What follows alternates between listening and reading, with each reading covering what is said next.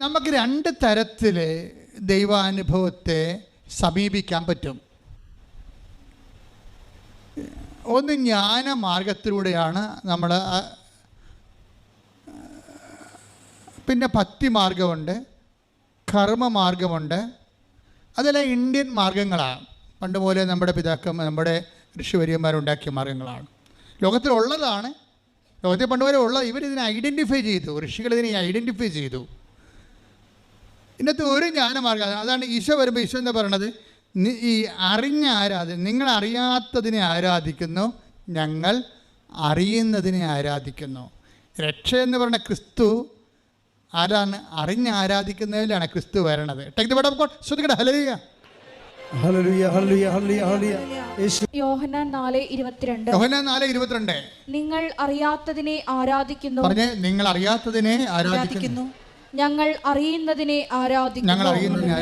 എന്തെന്നാൽ രക്ഷ യഹൂദരിൽ നിന്നാണ് വരുന്നത്. രക്ഷ എന്ന് പറഞ്ഞ ക്രിസ്തുവാണ്. ലൂക്ക 2:30 എല്ലാ മനുഷ്യർക്കും വേണ്ടി ഒരുക്കിയിരിക്കുന്ന രക്ഷ.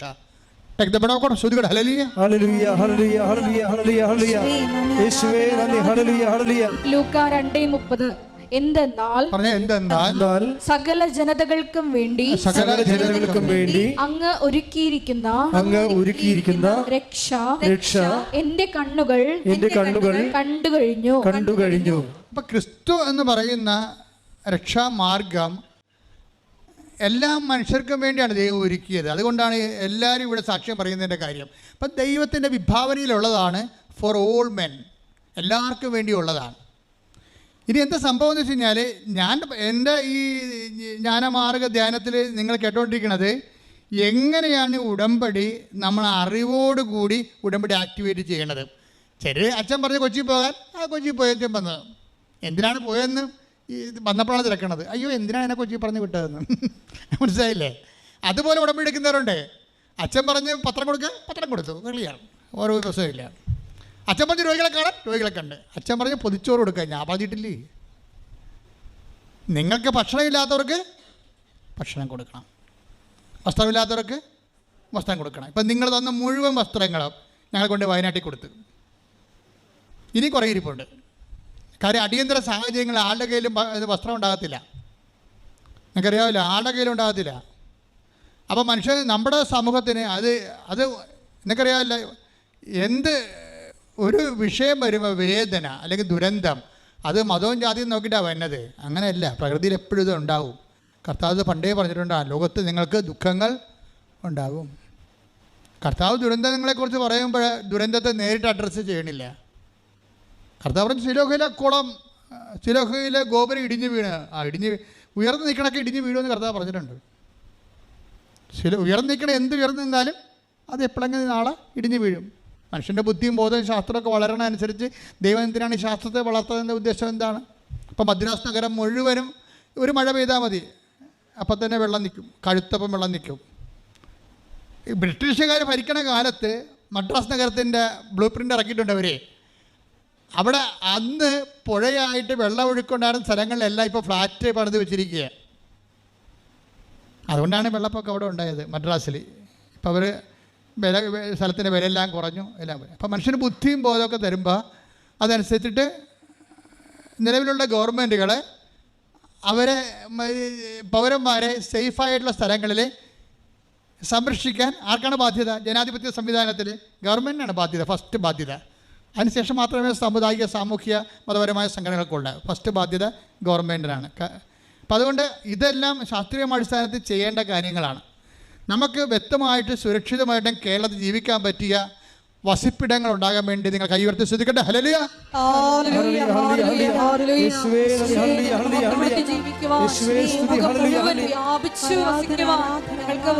ഭൂമി നൽകിയതിന് നന്ദി പറയുന്നു.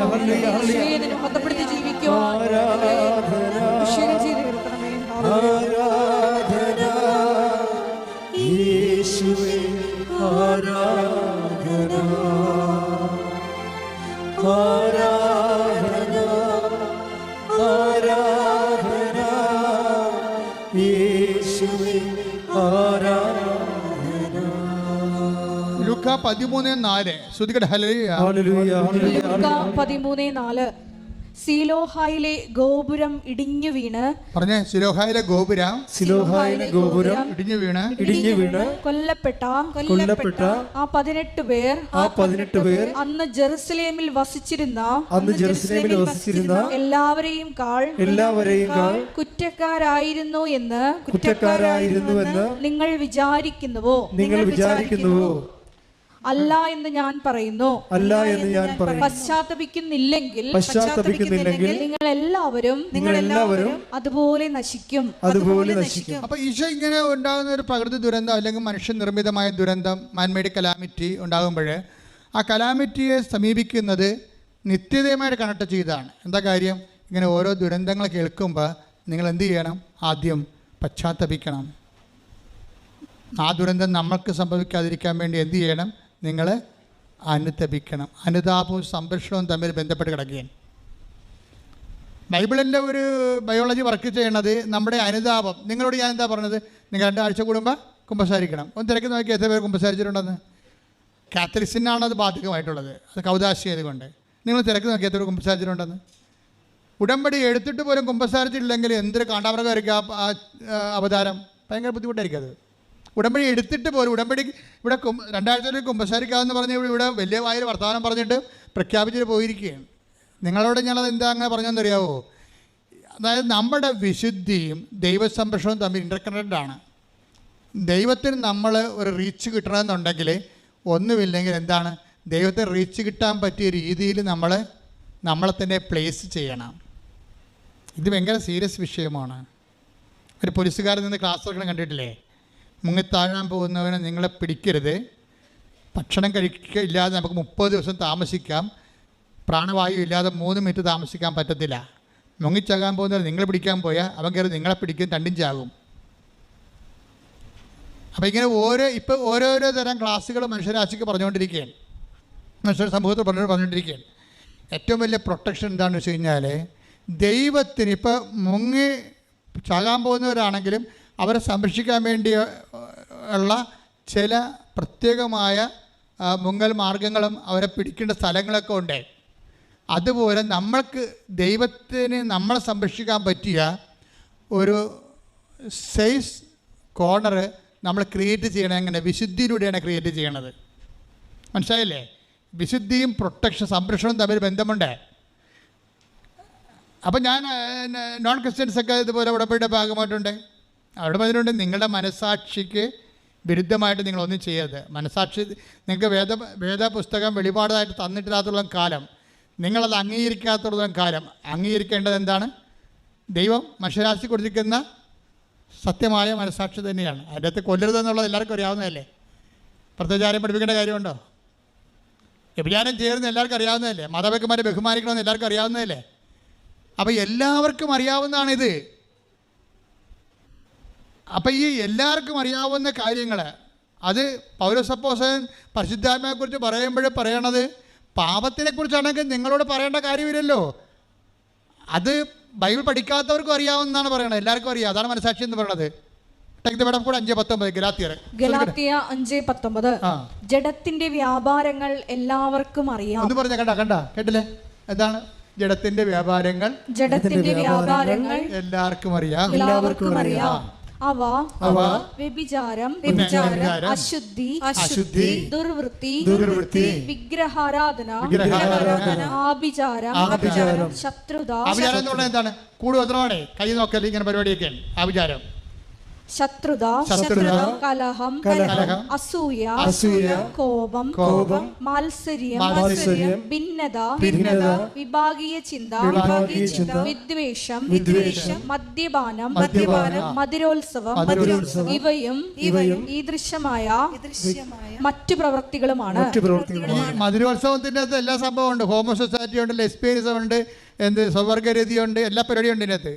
ബൈബിൾ എല്ലാത്തിനെയും അഡ്രസ്സ് ചെയ്യും. ഇത് എല്ലാവർക്കും അറിയാവുന്നതാണ് പറയണത്. കൽപ്പന തന്നാലും തന്നില്ലേലും നിങ്ങളാരും ഇതറിയാത്തവരാണെന്ന് പറഞ്ഞുകൊണ്ട് നിങ്ങളാരും അതിനകത്ത് ഒഴിവ് കഴിവില്ലെന്നാണ് പറയണത്. മനസ്സിലായില്ലേ? ഇതാണ് മനസാക്ഷി എന്ന് പറയുന്നത്. ശ്രദ്ധിക്കട്ടെ. ഹല്ലേലൂയ, ഹല്ലേലൂയ, ഹല്ലേലൂയ, ഹല്ലേലൂയ, ഹല്ലേലൂയ. യേശുവേ നന്ദി. ഹല്ലേലൂയ, ഹല്ലേലൂയ, ഹല്ലേലൂയ. കൃപയേകണമേ അനുതാപം ഞങ്ങൾക്ക് നൽകേണമേ. പരിശുദ്ധ പരമദിവ്യകാരുണ്യത്തിന് എന്നേരവും ആരാധനയും സ്തുതിയും പുകഴ്ചയും ഉണ്ടാകട്ടെ. അപ്പോൾ പരിശുദ്ധാത്മാവിന് പ്രവർത്തിക്കാൻ പറ്റുന്ന അനുകൂലമായ ഒരു അറ്റ്മോസ്ഫിയർ ക്ലൈമറ്റ് ക്രിയേറ്റ് ചെയ്യുന്നതിനാണ് സമാധാനം എന്ന് പറയുന്നത്. പിടിയിടിയ വാട്ട് ഈസ് പീസ്? എന്താണ് സമാധാനം ചോദിച്ചു കഴിഞ്ഞാൽ, എൻ്റെ ജീവിതത്തിലെ പരിശുദ്ധാത്മാവിൻ്റെ പ്രവർത്തിക്കാൻ അനുകൂലമായ ഒരു കാലാവസ്ഥ രൂപപ്പെടുത്തിയെടുക്കുക. അതിനെന്ത് ചെയ്യണം? എല്ലാവരോടുമാണ്, ശത്രുക്കളോടും പോലും എല്ലാവരോടും കഴിയുന്നത്ര എന്ത് ചെയ്യണം? സമാധാനത്തിൽ വർത്തിക്കണം. അപ്പോൾ സമാധാനത്തിൽ വർത്തിക്കണത്, സമാധാനം ഇത് വർത്തിക്കണത് അത് തന്നെയാണ് അതിൻ്റെ ലക്ഷ്യം. ആ ലക്ഷ്യം അതല്ല. സമാധാനത്തിൽ വർദ്ധിച്ചു കൊണ്ട് വിശുദ്ധിക്ക് വേണ്ടി അവിടെയാണ് എൻ്റെ പോയിന്റ് വരണത്. Take the word of God. ഹെബ്രായർ 12:14 ശ്രദ്ധിക്കട്ടെ. ഹല്ലേലൂയ ഹല്ലേലൂയ ഹല്ലേലൂയ ഹല്ലേലൂയ ഹല്ലേലൂയ. യേശുവേ നന്ദി. ഹല്ലേലൂയ ഹല്ലേലൂയ. ഹെബ്രായർ 12:14. ഹെബ്രായർ 12:14 എല്ലാവരോടും എല്ലാവരോടും സമാധാനത്തിൽ വർത്തിച്ച് വിശുദ്ധിക്ക് വേണ്ടി പരിശ്രമിക്കുവിൻ. ബൈബിള് ഇത് റോമ 12 കണ്ടത്. 12:18 എന്താ പറഞ്ഞത്? കഴിയുന്നിടത്തോളം എല്ലാവരോടും സമാധാനത്തോടെ വർത്തിക്കുക. എന്തിനാണ് സമാധാനത്തോടെ വർദ്ധിക്കണത്? അതാണ് വീണ്ടും ഹെബ്രായർ വരുമ്പോൾ 12:14 പറയും. എന്താണ്? സമാധാനത്തോടെ വർത്തിച്ച് പറഞ്ഞേ, സമാധാനത്തോടെ വർത്തിച്ച് വിശുദ്ധിക്ക് വേണ്ടി പരിശ്രമിക്കും. അപ്പൊ സമാധാനത്തെ പ്രവർത്തിക്കുന്നതിൻ്റെ ലക്ഷ്യം എന്താണ്? വിശുദ്ധിയാണ്. ഉടമ്പടിയിൽ പെട്ടെന്ന് ദൈവത്തെ ഇൻട്രാക്ട് ചെയ്യാനുള്ള ഒരു നിലപാട് ക്രിയേറ്റ് ചെയ്യണം നമ്മൾ. അതായത് മൂന്നാമത്തെ പ്രാവശ്യമോ രണ്ടാമത്തെ നീല ഉടമ്പടി ആയി അല്ലെങ്കിൽ വെള്ള ഉടമ്പടി ആയെന്ന് പറഞ്ഞാൽ നിങ്ങളുടെ വിശുദ്ധ ജീവിതത്തിൽ നിങ്ങൾക്ക് ഏറ്റുപറയാൻ വേണ്ടി മാത്രം ഏറ്റുപറയാൻ വേണ്ടി ഒന്നും ഉണ്ടാവരുത്. മറിച്ച് എന്താണ്? ആ കോളങ്ങൾ, പണ്ട് പാപങ്ങൾ താമസിച്ചിരുന്ന സ്ഥലങ്ങളെല്ലാം ഇന്ന് കൃപ താമസിക്കണം. അല്ലാതെ ഞാൻ ഉടമ്പടി പുതുക്കുകയാണ്, പത്രം മേടിച്ച് ഉടമ്പടി പുതുക്കിത്താ, ഞങ്ങൾക്ക് PR ഇപ്പം കിട്ടിയിട്ടില്ല, ഇപ്പോഴും കിട്ടിയിട്ടില്ല, കിട്ടുമെന്ന് മരുമകൾ പറയണ്ടെന്ന് ആ പരിപാടി. അതിനാണ് ഉടമ്പടി പുതുക്കിയിരിക്കുന്നത്. പണ്ടാരം നിങ്ങളെ കാര്യങ്ങൾ മറിച്ച് നിങ്ങൾ ഈ മരമറിയാതൊന്നും കൊടിയിടരുത് കേട്ടോ. ഇത് സത്യസന്ധമായ ദൈവ സംവിധാനമാണ്. ദൈവത്തിൻ്റെ ഞാൻ നിങ്ങൾ പറഞ്ഞത് portion of God must be guaranteed. ഉടമ്പടിയിൽ നിങ്ങൾ എപ്പോഴും വരുമ്പോഴേ നിങ്ങളുടെ ദൈവത്തിൻ്റെ ഭാഗം, ഇപ്പം ഞാൻ ആദ്യമേ പറഞ്ഞത് എന്താണ്? ഒരു പ്രാർത്ഥനയ്ക്ക് 2 ഭാഗങ്ങളുണ്ട്. ദ പോർഷൻ ഓഫ് ഭൗമമായ ഒരു വശം, ഭൗമാകർഷണം, പ്രാർത്ഥനയിലുള്ള ഭൗമാകർഷണമുണ്ട്. നമ്മുടെ ജീവിതത്തിൻ്റെ ഉണ്ടാകുന്ന വീട്, ജോലി, കല്യാണം, വിവാഹം, മക്കൾ, ഭൗമാകർഷണമാണ്. ചില അണ്ണന്മാരുടെ ഉടമ്പടിയിൽ അതുമാത്രം ഉണ്ടാകത്തുള്ളൂ. അതാണ് പ്രശ്നം. 6 കാര്യം എഴുതിയാൽ പിന്നെയും വണ്ടിയിലും ദൈവമേ അത് പറന്നു പോയല്ല. 6 കാര്യം അവർ എഴുതിയേ, പിന്നെ അവർക്ക് എഴുതാനുണ്ട് കാര്യങ്ങൾ. എൻ്റെ മക്കളെ, നിങ്ങൾ എഴുതിയ കാര്യം വെച്ചാണ് ദൈവം ഇത് ചെയ്യണത്. അല്ല, ദൈവം ചെയ്യണത് അവൻ്റെ സമൃദ്ധിയിൽ നിന്ന് നാമെല്ലാം കൃപയ്ക്ക് മേലെ കൃപ സ്വീകരിച്ചിരിക്കുന്നു. എൻ്റെ പെൺമക്കളെ, അതായത് ഇപ്പം നിങ്ങൾ 6 കാര്യം എഴുതി പിന്നെ വണ്ടിയിലിരിക്കുമ്പോൾ പിന്നെ ദൈവമേ ഇനി പുതുക്കണമെങ്കിൽ 90 ദിവസം കഴിയണം. അതോ 90 ദിവസം കഴിഞ്ഞാലേ അത് എഴുതാൻ പറ്റത്തുള്ളൂ. അപ്പം നിങ്ങൾ ഇനി 6 കാര്യം തീർന്നില്ല, വേറെ കുറേ കാര്യം ആലോചിച്ച് എഴുതിയില്ലെന്ന് ചേർത്തിട്ടുണ്ട്. ആരെങ്കിലും നിങ്ങളുടെ അനിയത്തിനെ കൊണ്ട് ഉടമ്പടിപ്പിച്ചിട്ടുണ്ട്, നിങ്ങളുടെ കാര്യം അവളെ കൊണ്ട് എഴുതിപ്പിക്കാതിരിക്കണം. നിങ്ങൾ എന്തൊരു ശവമാണെന്ന് അറിയാൻ. നിങ്ങളുടെ 6 കാര്യം തീർന്നിട്ട് നിങ്ങൾക്ക് സമാധാനമായില്ല, പിന്നെ കാര്യം കിടക്കുകയാണ്. അത് കാരണം ഇനി അനിയത്തിനെ മകളെ കൊണ്ട് ഉടമ്പടി എടുപ്പിച്ചിട്ട് അവളെ ചാട്ടക്കറ്റി ഉടമ്പടി എടുപ്പിക്കും. എന്തിനാണ്? അവൾക്ക് ആധ്യാത്മികമായ പ്രേക്ഷിത പ്രവർത്തനം എന്നാണ് അവൾ ധരിച്ചിരിക്കുന്നത്. അതല്ല, അവളുടെ ഉടമ്പടിയിൽ ഇവളുടെ കാര്യം എഴുതി ചേർക്കാൻ വേണ്ടിയാണ്. എന്തൊരു പണ്ടാരം! ഇത് ഭൗമാകർഷണമാണ് മുഴുവനും. പൊങ്ങത്തില്ല, പറയാർത്ഥം മുള്ളോട്ട് പോകത്തില്ല. ദൈവാകർഷണത്തിൻ്റെ കണ്ടന്റ് അവിടെ വേണം. ദൈവത്തിന് എന്താണ് പ്രയോജനം? അതാണ് വിഷയം. നിങ്ങൾ ഓരോ ഉടമ്പടി കണ്ടന്റിൽ എഴുതുമ്പോൾ, ഇൻറ്റൻഷൻ എഴുതുമ്പോൾ, നിയോഗം എഴുതുമ്പോൾ ഇതിന് ദൈവത്തിന് എന്താ പ്രയോജനമെന്നുള്ള ദൈവത്തിൻ്റെ ഭാഗം എടുത്ത് ലാഭം എടുത്ത് മാറ്റി വയ്ക്കും. ഈ കച്ചവടത്തിൽ, ഈ വിനിമയത്തിൽ ആദ്യമേ തന്നെ ദൈവത്തിൻ്റെ ഭാഗ്യം എടുത്ത് മാറ്റി വെച്ചേക്കണം. എന്നാൽ പിന്നെ ഈ സാധനം പെട്ടെന്ന് പൊങ്ങും. മനസ്സിലായില്ലേ? ഉടമ്പടി ഞാനും പറഞ്ഞ പോലെ ഒരു ആധ്യാത്മികമായ ഒരു ജ്ഞാനസൂത്രമാണ്. ഈ ജ്ഞാനസൂത്രത്തിൽ ബുദ്ധിപരമായിട്ട് ആധ്യാത്മിക ബുദ്ധി ഉപയോഗിച്ചുകൊണ്ട് വേണം ഈ സംഭവത്തെ പ്ലേസ് ചെയ്യാൻ. നമ്മൾ ബൈബിൾ വായിക്കണമെന്ന് പറയണതും ബൈബിൾ പ്രഭാഷണം കേൾക്കണതിൻ്റെ ഉദ്ദേശം എന്താണ്? ലൈഫിൻ്റെ അനുഭവങ്ങളെ എങ്ങനെ കൺവേർട്ട് ചെയ്ത് കൃപയാക്കാൻ പറ്റും. നല്ല അനുഭവങ്ങളിൽ നിന്ന് നമുക്ക് കൃപയുടെ ഇൻകമുണ്ട്, അതുപോലെ തന്നെ മോശ അനുഭവങ്ങളിൽ നിന്ന് ഇൻകമുണ്ട്. മോശ അനുഭവങ്ങളിൽ നിന്നാണ് ഏറ്റവും കൂടുതൽ ഇൻകം ഉള്ളത്, കൃപയുടെ വരവുള്ളത്. കാര്യം എന്താ? ദൈവത്തിൻ്റെ സമൃദ്ധിയല്ലേ. അപ്പോൾ ദൈവത്തിൻ്റെ സമൃദ്ധി എന്ന് പറയുമ്പോൾ ദൈവത്തെ സംബന്ധിച്ചിടത്തോളം എല്ലാത്തിലും നമുക്ക് നമ്മളെടുക്കുന്ന ഒരു പ്രോഗ്രാം ചെയ്യണ പോലെ ഇരിക്കും. നമ്മളെടുക്കുന്ന എല്ലാ വിഷയവും ക്രിസ്തുവാണ് അതിൻ്റെ അകത്ത് അടിസ്ഥാനപ്പെടുത്തിയിരിക്കണമെന്നുണ്ടെങ്കിൽ നമ്മൾക്ക് എല്ലാ ക്ലേശങ്ങളെയും കൺവേർട്ട് ചെയ്ത് കൃപയാക്കാൻ പറ്റും. കൃപ എന്ന് പറയുന്നത് ദൈവത്തിൻ്റെ ശക്തിയാണ് ഒരേ സമയം തന്നെ. ഈ കൃപ വർദ്ധിക്കുന്ന അനുസരിച്ചാണ് ശക്തി സാന്നിധ്യമായിട്ട് അവതരിക്കുന്നത്. ഉടമ്പടിയിൽ എപ്പോഴും സാന്നിധ്യമുണ്ട്, അറിയാമല്ലോ. നിങ്ങൾക്ക് കൃപ വർദ്ധിക്കുന്ന അനുസരിച്ച് കൊണ്ട് ഈ ശക്തി ദൈവത്തിൻ്റെ കൃപ. ഇപ്പോൾ 1 കൊറിന്ത്യസ് 12:9 എന്താണ്? ദൈവത്തിൻ്റെ ശക്തി ആണ് കൃപയെന്ന് അവിടെ പറയുന്നുണ്ട്. Take the word of God. ശ്രദ്ധിക്കട്ടെ. ഹല്ലേലൂയ ഹല്ലേലൂയ ഹല്ലേലൂയ ഹല്ലേലൂയ ഹല്ലേലൂയ. 2 കൊരിന്തോസ് 12:9. 2 കൊരിന്ത്യസ് 12:9. എന്നാൽ അവിടുന്ന് എന്നോട് അരുൾ ചെയ്തു. എന്നാൽ അവിടുന്ന് എന്നോട് അരുളി ചെയ്തു. നിനക്ക് എന്റെ കൃപ മതി. എന്തെന്നാൽ ബലഹീനതയിലാണ് എന്റെ ശക്തി പൂർണ്ണമായി പ്രകടമാകുന്നത്. ഒന്ന് പറഞ്ഞേ. എന്തെന്നാൽ ബലഹീനതയിലാണ് എന്റെ ശക്തി പൂർണ്ണമായി പ്രകടമാകുന്നത്.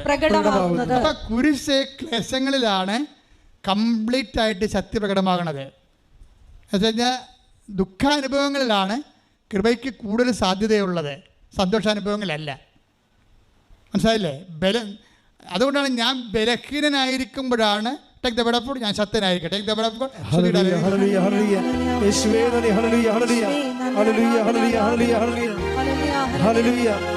ബലഹീനതയിൽ ബലമേകി ബലവാനായോ നടത്തിയിടുന്നു.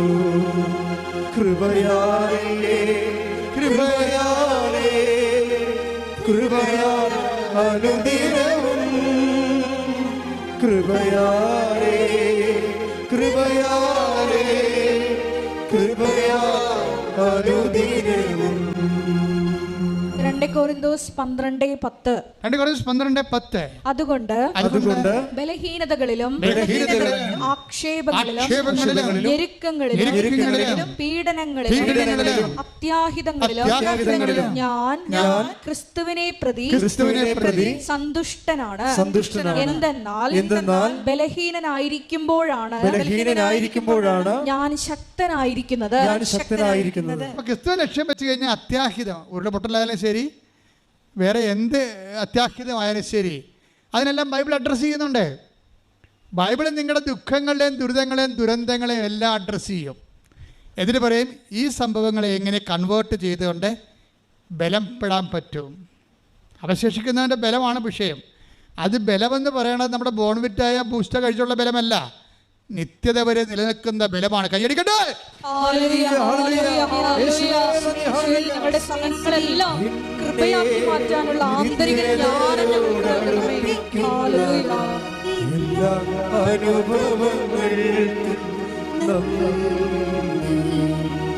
എന്നെ നല്ല ശിഷ്യനാക്കിയിടുന്ന എല്ലാ കുരിശുകൾക്കും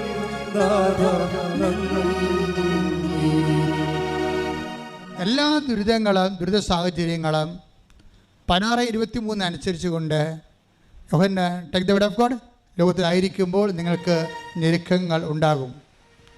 ശ്രദ്ധിക്കട്ടെ. ഹല്ലേലൂയ ഹല്ലേലൂയ ഹല്ലേലൂയ ഹല്ലേലൂയ ഹല്ലേലൂയ ഹല്ലേലൂയ യേശുവേ സ്തുതി. ഹല്ലേലൂയ ഹല്ലേലൂയ ഹല്ലേലൂയ ഹല്ലേലൂയ യേശുവേ ആരാധന ആരാധന. യോഹന്നാൻ 16:33. നിങ്ങൾ എന്നിൽ സമാധാനം കണ്ടെത്തേണ്ടതിനാണ്. ഇവിടെ സമാധാനം മനുഷ്യൻ കണ്ടെത്തേണ്ട ആരിലാണ്? ക്രിസ്തുവിലെ. എന്താ കാര്യം? ലോകത്തിൽ നിങ്ങൾക്ക് ഞെരുക്കങ്ങൾ ഉണ്ടാകും. പറഞ്ഞേ. ലോകത്തിൽ നിങ്ങൾക്ക് ഞെരുക്കങ്ങൾ ഉണ്ടാകും. എങ്കിലും ധൈര്യമായിരിക്കുവിൻ. ഇപ്പൊ എന്നിൽ സമാധാനം കണ്ടെത്തേണ്ടതിനാണ് എന്ന് പറഞ്ഞിട്ട് എങ്കിലും ധൈര്യമായിരിക്കാൻ പറയുമ്പോൾ ആ ധൈര്യം ആരിലാണ് നമ്മൾ കണ്ടെത്തേണ്ടത്? ക്രിസ്തുവിൽ. കൈയ്യടിക്കട്ടെ, ശ്രദ്ധിക്കട്ടെ.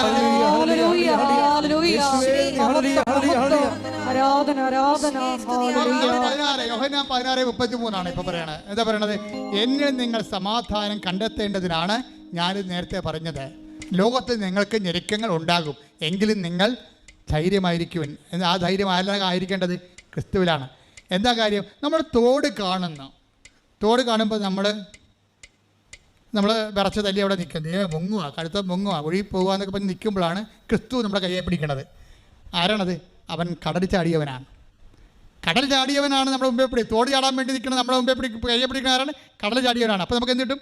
ധൈര്യം കിട്ടും. അതാണ് നിങ്ങൾ എന്നിൽ സമാധാനം കണ്ടെത്തണം. ശ്രദ്ധിക്കട്ടെ. ഹല്ലേലൂയ.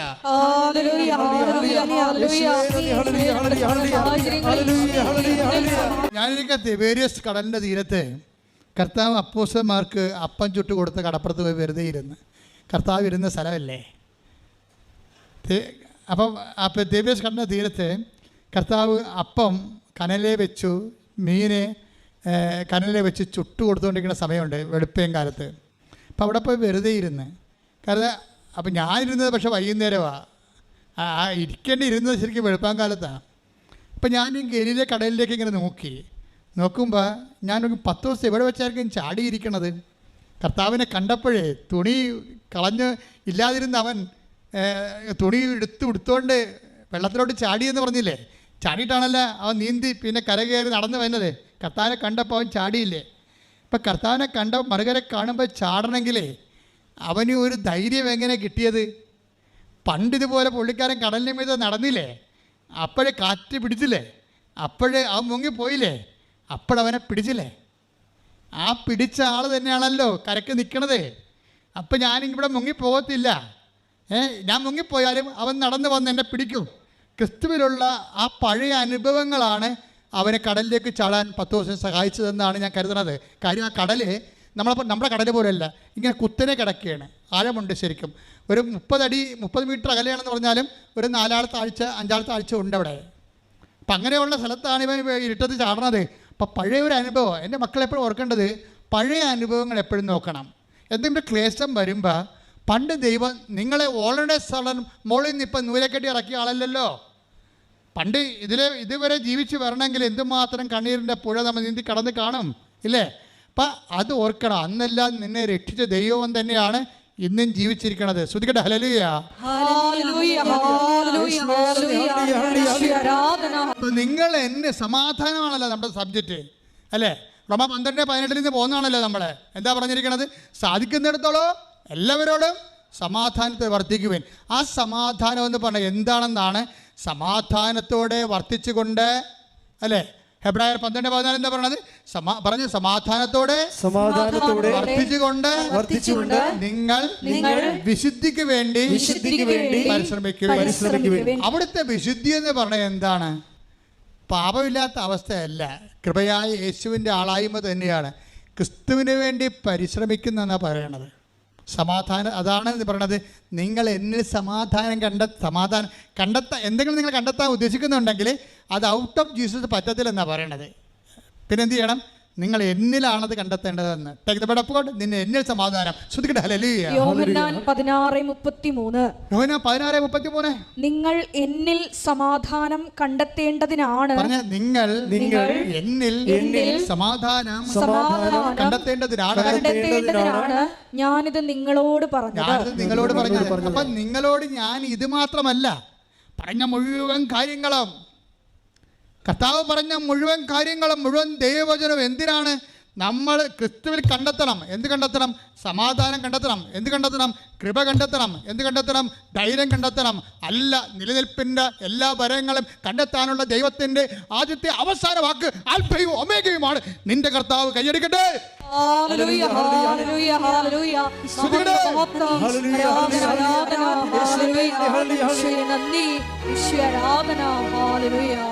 എൻ്റെ പേര് ബിനി ജോഷി. കോതമംഗലം രൂപതയിലെ മുടിക്കരായി ഇടവകയിൽ നിന്ന് വരുന്നു.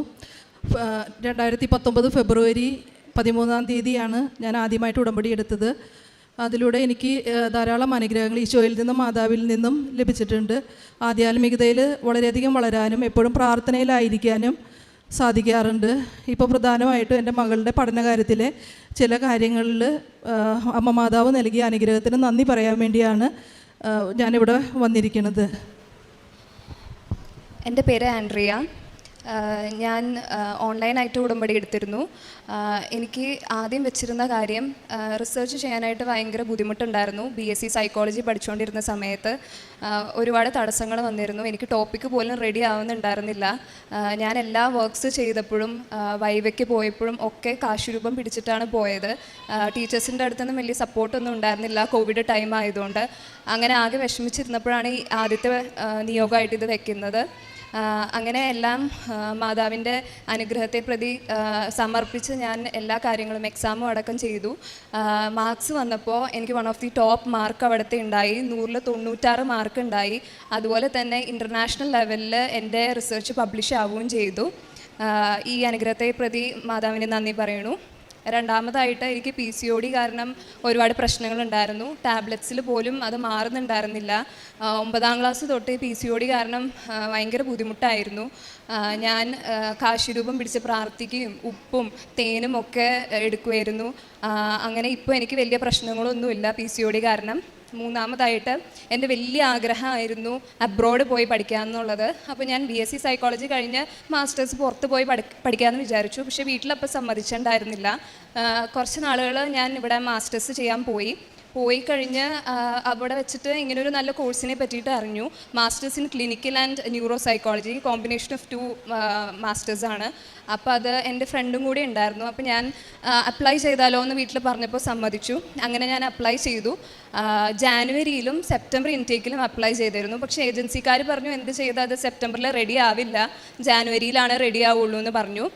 പക്ഷേ ഞാൻ ആപ്ലിക്കേഷൻ വെച്ചിട്ട് ഇവിടെ വന്നിട്ട് പ്രാർത്ഥിക്കുകയുണ്ടായി. എനിക്ക് എന്തായാലും സെപ്റ്റംബറിൽ തന്നെ കിട്ടണം, ഇത്രയും നല്ല കോഴ്സാണ്, അമ്മ മാതാവെ സഹായിക്കണേ എന്ന് പറഞ്ഞിട്ട് ഞാൻ പ്രാർത്ഥിച്ചായിരുന്നു. പിന്നെ ഞങ്ങൾക്ക് കുറച്ച് കഴിഞ്ഞ് ഓഫർ ലെറ്റർ വന്നു. ഞങ്ങൾക്ക് രണ്ടുപേർക്കും, എൻ്റെ ഫ്രണ്ടിനും ഓഫർ ലെറ്റർ വന്നു. പക്ഷേ എൻ്റെ ഫ്രണ്ടിന് വന്നത് അൺകണ്ടീഷണൽ ഓഫർ ലെറ്ററാണ്, എനിക്ക് വന്നത് കണ്ടീഷണൽ ഓഫർ ലെറ്റർ ആയിരുന്നു. അതിനകത്ത് IELTS വെക്കാൻ പറഞ്ഞു. അപ്പം ഞാൻ ജാനുവരിയിലാണ് റെഡി ആവുള്ളൂ, ഇവിടെ വന്ന് പ്രാർത്ഥിച്ചാലും ജാനുവരിയിലാണ് റെഡി ആവുള്ളൂ എന്നാണ് കരുതിയിരുന്നത്. അപ്പം എങ്ങനെ പോയാലും IELTSൻ്റെ ഡേറ്റ് എടുത്ത് വെക്കാനായിട്ടുള്ള സമയം ഉണ്ടായിരുന്നില്ല. 2 വീക്സിനുള്ളിൽ IELTS വെക്കണമായിരുന്നു. പക്ഷേ എനിക്കിത് പ്രൊസീഡ് ചെയ്യാൻ പറ്റില്ലല്ലോ എന്ന് പറഞ്ഞ് കരഞ്ഞ് കാശുരൂപം പിടിച്ച് ഇങ്ങനെ പ്രാർത്ഥിച്ചുകൊണ്ടിരിക്കുകയായിരുന്നു. അപ്പം തന്നെ എനിക്കൊരു മെയിൽ വന്നു. ആ മെയിലിൽ രാവിലെ ഓഫർ ലെറ്റർ വന്നതാണെന്ന് വിചാരിക്കണം. ഉച്ചയ്ക്ക് എനിക്ക് വന്നേക്കുന്ന മെയിൽ IELTS വെക്കണ്ട, MOA എന്ന് പറഞ്ഞ പേപ്പർ വെച്ചാൽ മതി എന്നായിരുന്നു. അപ്പം ഞാൻ ഏജൻസിനെ വിളിച്ച് ചോദിച്ചു. അപ്പോൾ ഏജൻസിക്കാർ പറഞ്ഞു ഇങ്ങനെ വരാൻ സാധ്യതയില്ല, IELTS തന്നെ വെക്കേണ്ട വരുമായിരിക്കും, ഞങ്ങളൊന്ന് ക്രോസ് ചെക്ക് ചെയ്ത് നോക്കട്ടെ എന്നൊക്കെ പറഞ്ഞു. അങ്ങനെ അവർ വിളിച്ച് ചോദിച്ചപ്പോഴാണേലും ഒട്ടും ഹോപ്പ് വെക്കണ്ട, ശരിയാവാൻ ചാൻസ് ഇല്ല, വിസ വരില്ല എന്നൊക്കെ പറഞ്ഞു. പക്ഷേ ഞാൻ ഇതെനിക്ക് അമ്മ മാതാവ് തന്ന ഒരു മെസ്സേജാണ് എന്ന് ഞാൻ പൂർണ്ണമായിട്ട് വിശ്വസിച്ചു. ഞാൻ MOA സർട്ടിഫിക്കറ്റ് കളക്ട് ചെയ്തു, അത് വെച്ചു, അപ്ലോഡ് ചെയ്തു. തൊട്ടടുത്ത ദിവസം തന്നെ എനിക്ക് അൺകണ്ടീഷണൽ ഓഫർ ലെറ്റർ വന്നു. അത് വലിയൊരു അനുഗ്രഹമായിട്ട് ഞാൻ ഇപ്പോഴും ഓർക്കുന്നു. അതിനുശേഷം മെഡിക്കലിന് പോയ സമയത്ത് എനിക്ക് ഒട്ടും വയ്യായിരുന്നു. കോവിഡ് പോസിറ്റീവായി, കഴിഞ്ഞ ആഴ്ച കോവിഡ് പോസിറ്റീവായി. അത് കഴിഞ്ഞിട്ട് മെഡിക്കലിന് പോയി. അങ്ങനെ വൈറൽ ഫീവർ വരുന്നു, ഇതൊന്നും പാസ്സാവില്ല എന്നാണ് വിചാരിക്കുന്നത്. കാശുരൂപം മുറുകി പിടിച്ച് പ്രാർത്ഥിച്ച് ചെയ്തു. ഞാൻ മെഡിക്കലും പാസ്സായി. പിന്നെ എല്ലാ കാര്യങ്ങളും പെട്ടെന്ന് ഞാൻ നടത്തി. 2.5 മാസത്തിനുള്ളിൽ ആപ്ലിക്കേഷൻ വെച്ചു, വിസ അടക്കം 2.5 മാസത്തിനുള്ളിൽ എനിക്ക് കിട്ടി. ഇത്രയും പെട്ടെന്ന് UK പ്രോസസ്സിങ്, അതും എനിക്ക് ഏറ്റവും ഇഷ്ടപ്പെട്ട ഒരു കോഴ്സ്, ഭയങ്കര കോമ്പറ്റീറ്റീവ് ആയിട്ടുള്ള ഒരു കോഴ്സിന് തന്നെ UK എനിക്ക് അഡ്മിഷൻ ലഭിച്ചു. അതുപോലെ തന്നെ ഞാൻ IELTSന് പോയപ്പം എൻ്റെ പപ്പയുടെ ഫ്രണ്ടിൻ്റെ മോൻ എന്ത് ചെയ്താൽ പാസ്സാവാൻ പറ്റുന്നുണ്ടായില്ല. 6.5 സ്കോർ വേണമായിരുന്നു. അവൻ ഒരു 5-6 തവണയും എഴുതിയിട്ടും പാസ്സാവാൻ പറ്റുന്നുണ്ടായില്ല. ഞാൻ പറഞ്ഞു എൻ്റെ വീട്ടിലേക്ക് വായോ, ഞാൻ മാതാവിൻ്റെ കാശുരൂപവും മറ്റേ തേനും എല്ലാം തരാം, ഇത് പ്രാർത്ഥിച്ചാൽ മതി, നടക്കും എന്ന് പറഞ്ഞു. അവൻ അതും കൊണ്ട് പോയി. അടുത്ത ദിവസം എക്സാം എഴുതി. പക്ഷേ ഇത്രയും നാളിൽ വെച്ച് ഏറ്റവും ബുദ്ധിമുട്ടുള്ള എക്സാം ആയിരുന്നു. എൻ്റെ അടുത്ത് പറഞ്ഞു റീഡിങ്ങൊക്കെ 3rd സെക്ഷൻ ഭയങ്കര പാടായിരുന്നു, എന്ത് ചെയ്താൽ കിട്ടില്ല അങ്ങനെയൊക്കെ പറഞ്ഞു. പക്ഷേ റിസൾട്ട് വന്നപ്പോൾ 6.5 ഉണ്ടായി. അമ്മ മാതാവ് തന്ന അനുഗ്രഹങ്ങൾ ഒരുപാടാണ്. അവനിവിടെ വന്നിട്ട് ഫാമിലിയായിട്ട് വന്നിട്ട് പ്രാർത്ഥിക്കുകയുണ്ടായി. തിരുക്കുമാരനും അമ്മ മാതാവും എനിക്ക് തന്ന അനുഗ്രഹങ്ങളെ പ്രതി ഞാൻ നന്ദി പറയണു.